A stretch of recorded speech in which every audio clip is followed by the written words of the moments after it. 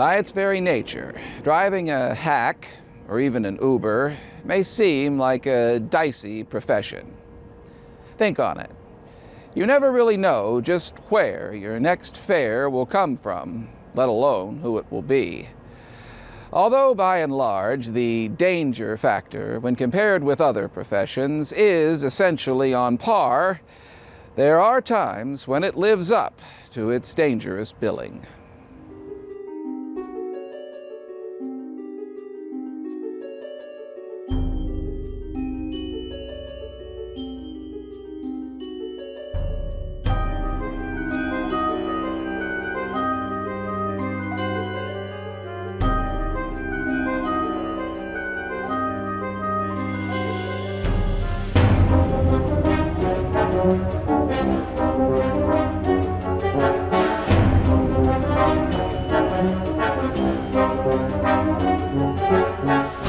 Sometime in the early morning of December 1st, 1991, taxi driver Bobby Adams picked up a fare on the east end of Charleston, West Virginia. He was never seen or heard from again. Later that day, his cab was found abandoned nearly 2 miles away along Twilight Drive. Police found a lot of blood in the back seat and Christmas presents in the trunk. But as for Bobby Adams himself, nothing. Did Bobby Adams meet an untimely end at the hands of his last fare? And, more importantly, dead or alive, just where is he today? For most of Charleston, Black Friday, November 30th, 1991, started like the beginning of any other Thanksgiving weekend. Holiday shopping had officially begun, and despite a recession, the local malls and stores were filled to capacity with patrons. Tops on everyone's list that year, a Super Nintendo. Elsewhere, families who had returned to the city for the holidays were, for the most part, still around. For the majority of holiday travelers, the long trek home would not begin until Sunday or even Monday. Also, it was another Friday night in the state's capital. Bars, restaurants, and other hangouts were in the throes of their busiest night of the week. It's no exaggeration to say that a fair amount of alcohol was dispensed throughout the night. For those who took their holiday revelry perhaps a little too far, there was always the option of walking or calling a taxi. It was here that drivers like 31-year-old Bobby Adams came into play. However, for Adams, this Friday night would not end so simply. At some point, after the calendar had rolled into Saturday, Bobby Adams disappeared. Although he was technically a resident of Huntington, Bobby Adams often lived with family and friends in the Charleston area. In 1991, he had been a driver for C&H Taxi, whose headquarters are also in Charleston, for about a year and a half. Although only a medium-sized city, at best, C&H and its fleet of green-striped Fords were common sights in and around Charleston. Founded in 1981, they continue to provide a locally owned and operated alternative to walking or driving. On Friday, November 30th, Adams left his home in Huntington in the afternoon to begin his regular shift at 4 p.m. He was due to return his taxi to C&H at 3 a.m. on Saturday, December 1st. C&H drivers were not employees, but rather independent contractors who leased the taxis on a day-by-day basis. For Adams, an 11-hour shift, perhaps an odd number to some, was actually common. C&H representatives would later say it was also not uncommon for Adams to not return his taxi at the precise time.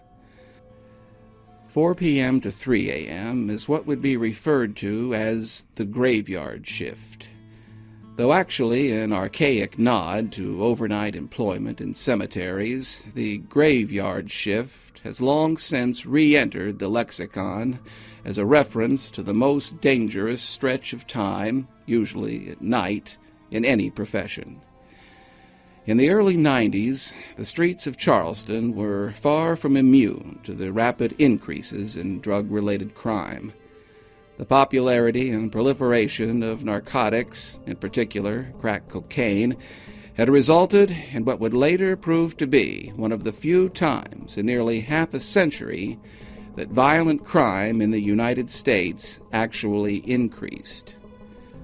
By 6 p.m., the sun had set over the Kanawha Valley, and by all accounts, Bobby Adams' shift had been routine. According to C&H, they received their last radio communication from Adams at approximately 11:45 p.m. Fellow C&H cabbie Terry Asbury would later describe this as the most dangerous time to be driving the streets of Charleston. At night, that's all you get, either dealers or young crackheads out looking for a buck. It's a rough job. Not out of character, Adams failed to return his taxi at 3 a.m. Though duly noted, this did not raise any eyebrows or suspicions at the time. According to police, Adams was last seen somewhere along Washington Street East, a thoroughfare best known for its termination at the grounds of the state capitol complex. To this day, it also has an unfortunate reputation as a high-crime area. The sun rose on Saturday, and the hours passed with no word from Adams. By late afternoon, he still had yet to return his taxi.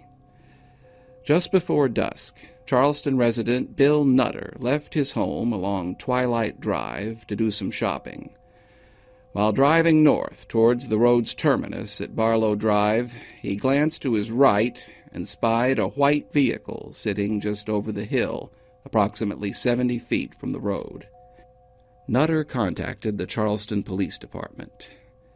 By the time authorities arrived at the scene, the sun had once again set and the area was blanketed in darkness. The vehicle, found in a wooded area and partially covered in branches, was quickly identified as the C&H taxi driven by Bobby Adams. Adams, however, was nowhere to be found. The vehicle looked a bit worse for wear. Its front passenger side parking light was busted out, and it was covered in scratches.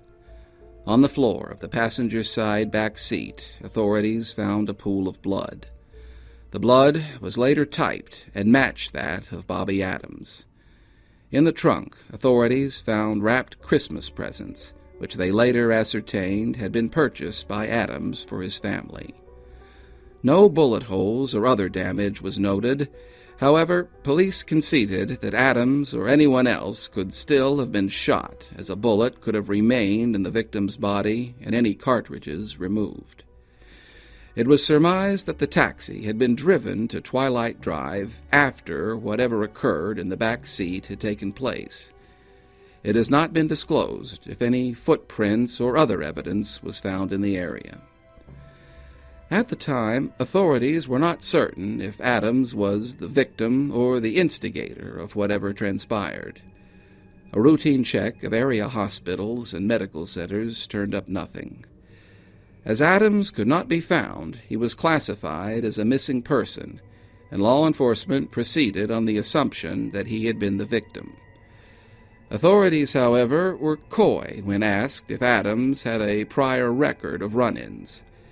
Detective Patrick Legg would only state that Adams was known to the Charleston Police Department and that, quote, "he hasn't been arrested recently, not by us anyway," end quote. News of Adams' disappearance was quickly picked up by the local print and electronic media. Local ABC affiliate WCHS aired this report concerning the Adams investigation on Sunday, December 2nd, 1991. It was dark when police received the call of a missing C&H taxicab. The cab had been missing for 36 hours, and the whereabouts of the driver, 31-year-old Bobby Eugene Adams, were unknown. The investigation into his disappearance began, and police were unsure if he was the victim or the suspect in a violent crime after finding a pool of blood in the cab. Either he was a victim or someone else was a victim. At this point, as I said, we're treating it as if he is the victim and is a missing person. He is going to be listed as a missing person in NCIC, which is a nationwide computer system. After over 12 hours of investigating the case of the missing cab driver, police increased their investigation to the riverbanks, including canine dogs and having paramedics on alert. Pieces of evidence were found near the bottom of Twilight Drive. Boats were called in to drag the Elk River in hopes of finding more clues. Some suspect this could be a plot behind a drug deal gone sour. Once again, you've hit on another topic that we cannot rule that out. There's always that possibility, but we don't have anything to link him at this time. However, if there was in fact a passenger, we'll have to find that out. Maybe that person could be linked somehow to drug-related activity. C&H Taxi has been involved in the investigation, turning over the latest records of Adams' passengers. We have tracked with C&H back to his last dispatched call, and at this time we're not sure if that's related or not. Sherry Richmond, WCHS-TV, News 8, Charleston. Twilight Drive is located here. Though today it also connects with Dietrich Boulevard, in 1991 it was a dead-end street, linked only with Slack Street and Barlow Drive near the Elk River. Washington Street East, where Adams was last believed to have been seen, runs east and west through this neighborhood and terminates at the campus of the West Virginia State Capitol at Greenbrier Street. Though it has gone through phases over the years, its reputation for crime and vagrancy has persisted. The question of time seemed to be the key to piecing together whatever had happened to Bobby Adams. Police confirmed that Adams had last spoken with the C&H dispatcher at approximately 11:45 p.m. on Friday. According to C&H, it was not at all unusual for drivers to remain radio silent and not contact a dispatcher for hours at a time. Witnesses later stated that they saw Adams along Washington Street East at approximately 3:45 a.m., 45 minutes after he was supposed to have returned the taxi to C&H. Police believed the sighting was credible, but were dubious about the time. Though they have never elaborated, authorities stated that they believed Adams was already in the Twilight Drive area by 2 a.m. They also advised that they believed that 2 or 3 other persons or vehicles were on Twilight Drive at that time. Bill Nutter, the man who happened upon Adams' vehicle, lamented that Twilight Drive was not a peaceful backwoods removed from the criminal activities of downtown. When he was sighted on Washington Street East, Adams was accompanied by an unidentified white male. The man was described as being approximately 40 years old, with light brown or dark blonde hair. He was approximately 6 feet tall and wearing a brown jacket. Authorities are not certain if the man was a fare or a friend. With little else to go on, the Charleston police took to the air on Monday, December 3rd, and searched the Twilight Drive area by helicopter. They also brought in dogs and dragged the area of the Elk River where Twilight Drive terminated. Knowing that drug dealers often use taxicabs to move between locations, police examined the possibility that the incident was drug-related, a scenario that Adams' fellow cabbies tended to discount. Despite the public exposure, the investigation into Adams' disappearance gradually stalled out. At present, he is still classified as a missing person. Authorities, however, are pessimistic about the chances of Adams being alive, noting that it would be hard for a human being to survive after losing the amount of blood found in his cab. Adams' disappearance took a heavy toll on his family, especially his father, Robert Clark, who also drove a taxi for C&H. Sometimes it's okay and sometimes it's not. It's just, I guess, the mood that I'm in at the time. It's hard to discuss. 31-year-old Bobby Adams was last seen driving on Washington Street East on November 30th. His cab was discovered over a hill on Twilight Drive later that day. A pool of blood that matches Adams' blood type covered the back seat. He's left few other clues. I hate to think that he's dead, but, under the circumstances, I can't think of anything else. He wouldn't have stayed away this long. Whoever out there that knows something about it, we just wish it would just come forward and just try to get it off our minds, It'd be better off. Adams' co-workers at C&H were both saddened and unnerved. We know he's in trouble, and it's hard on all our workers here that's working since that's happened. Everybody's missed him, and the sooner that they find out where he's at or what happened to him, I think everybody would feel a lot better. Not knowing where he is, that's the part that hurts. At the time of his disappearance, Bobby Adams was 31 years of age. He was 5 feet, 1 inch tall, balding, had a slender build, and weighed approximately 115 pounds. His complexion was described as medium dark. When last seen, he was wearing a blue windbreaker-type jacket, tan dress pants, and black shoes. He was also known to often wear a toboggan-type cap.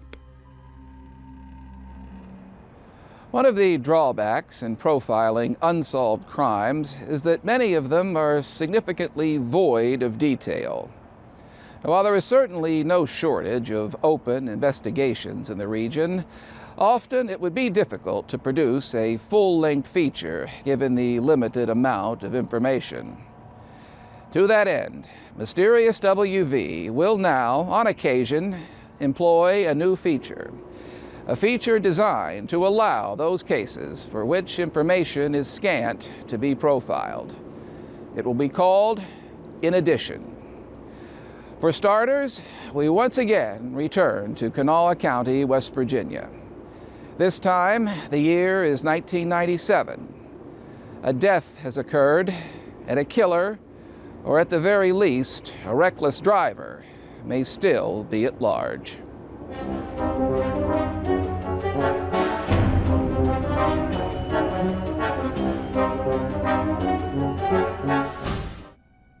Dunbar, West Virginia, Tuesday, November 25th, 1997. At around 3 p.m., 2 individuals were scouring the hillside below Interstate 64 for hubcaps. Just above, traffic roared by at over 60 miles an hour. Roughly 30 feet down from the Armco barrier, they stumbled upon something they had certainly not expected to find: the lifeless body of Cecil Edward Dowell. The 2 individuals who found Dowell contacted the police. Sergeant D.H. Garrett with the South Charleston Detachment of the West Virginia State Police answered the bell. At the scene, Garrett examined the body and determined that it had lain where it was found for several days. Identification of some kind was found on the man, though authorities have never elaborated on just what was found. Initially, however, the man's identity was in question. The body, later identified as Cecil Dowell, was removed from the scene and taken to the offices of the state medical examiner for an autopsy. Not knowing if they were dealing with a hit-and-run or the disposal of a murder victim, authorities began investigating the case as a homicide. Dowell was identified the following day. He was 46 years of age and lived in Fayette County, West Virginia, in the town of Edmond. He had been reported missing by his wife on November 5, 1997, and there was no indication that he had been seen subsequent to that date. The medical examiner later reported that Dowell had died as a result of blunt force trauma, most likely due to impact from a moving vehicle. Due to the body's condition, determining a time of death was difficult. Ultimately, the medical examiner estimated that death had occurred sometime around November 5th. Authorities policed the shoulder of I-64's eastbound lanes. The location where Dowell's body was found was not visible to passing vehicles, helping to explain why it had not been located earlier. One had to step over the guardrail and look down the embankment to have a clear view of the location. Evidence located along the shoulder of I-64 led authorities to two possible vehicular identifications.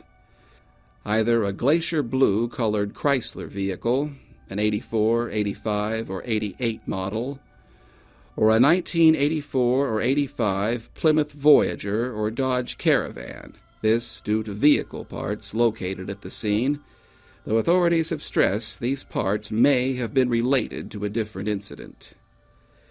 As of today, authorities still do not know if they are dealing with a deliberate homicide or a hit-and-run. They are reasonably certain that Dowell was hit by a car. However, they cannot be certain if it was the impact that propelled Dowell's body to the location where it was found, or if he had been struck, killed, and then rolled down the embankment by an unknown party. As is so often the case, there is a vexing lack of evidence in each of these two cases. Police do not know if Bobby Adams is dead or alive, if he was the victim or the instigator. And they do not know if Cecil Dowell was the victim of a homicide or a tragic accident. Seemingly simple questions which are still in need of answers. Still in need of that one person who holds the missing piece of the puzzle. Who knows? It might even be you. Bobby Adams was last seen between the 1200 and 1400 blocks of Washington Street East on Charleston's east side, sometime between 2 and 4 a.m. on Saturday, December 1st, 1991. He was driving a green-striped C&H taxi at the time. The vehicle was a Ford model. He had last communicated with a C&H dispatcher at approximately 11:45 p.m., Friday, November 30th. Adams was last seen in the company of a white male, described as 40 years of age, approximately 6 feet tall, with light brown or blonde hair. The man was wearing a brown jacket at the time. Authorities do not know if the man was a fare, a friend, or even if he has anything to do with the Adams disappearance. Adams' taxicab was found the following day in this general area, along Twilight Drive. The vehicle was found partially covered with branches and grass. It was found in an area approximately 50 to 70 feet from the roadway. Its right front parking lamp had been broken. A pool of blood found in the passenger side floor in the back was later determined to be a match to Adams' blood type. At the time, there was speculation that Adams' disappearance may have been drug-related. However, these rumors are little more than hearsay, and Adams is still classified as a missing person. Today, Bobby Adams would be 61 years of age. He was 5 feet 1 inches tall, balding, had a slender build, and weighed approximately 115 pounds. His complexion was described as medium dark. He had brown eyes and black hair. When last seen, he was wearing a blue windbreaker-type jacket, tan dress pants, and black shoes. He was known to often wear a toboggan-type cap. Bobby Adams had family ties to both Charleston and Huntington, West Virginia. Cecil Dowell was found 30 feet down an embankment from the eastbound lanes of Interstate 64 in Dunbar, West Virginia. The location is near the eastbound entrance ramp in this general area. Dowell had been reported as a missing person on November 5, 1997. The medical examiner later estimated that Dowell could have died on or around this date, though decomposition made pinpointing an exact date very difficult. The area where Dowell's body was found is heavily traveled, indicating that the incident likely did not occur during the daylight hours. Death was caused by blunt force trauma. Dowell had likely been struck by a passing vehicle. His body may have ended up in the area where it was found, either as a direct result of the impact or subsequent movement by a person or persons unknown. Based upon evidence found along the eastbound shoulder of Interstate 64, authorities determined that Dowell had been struck by either a glacier blue-colored Chrysler vehicle, a 1984, 85, or 88 model, or a 1984 to 85 Plymouth Voyager or Dodge Caravan, this due to vehicle parts located near the scene, though authorities stressed that these parts may have been related to a different incident. Authorities feel it is possible that the driver of the striking vehicle may not have even been aware that they had struck a human being. If you have any information concerning the 1991 disappearance of Bobby Adams, please contact the Criminal Investigation Division of the Charleston Police Department at 304-348-6480. If you have any information concerning the 1997 death of Cecil Dowell, please contact the South Charleston Detachment of the West Virginia State Police at 304-558-7777.